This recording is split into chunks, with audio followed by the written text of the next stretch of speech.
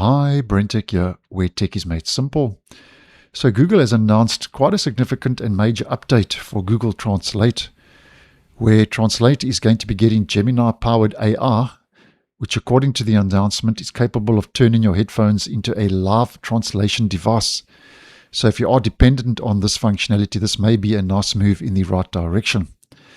Now the biggest change is that Translate is moving away from literal word-for-word translation.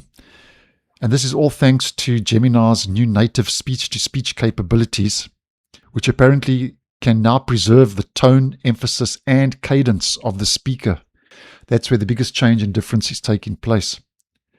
So basically, at the end of the day, it'll make following conversations feel more natural because you aren't just hearing the words, you're also hearing the intent behind the words. Now, this is still in preview, so it's still in beta and will work with any pair of headphones. So basically, at the end of the day, how this all will work is using your existing earbuds as an example. You would open the app, tap Live Translate,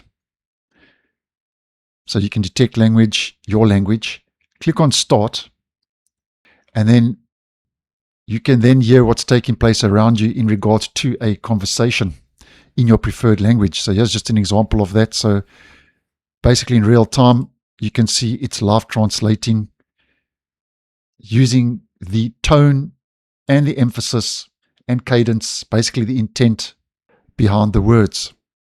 So as an example, if you do a lot of traveling abroad, this may end up being a nice move in the right direction.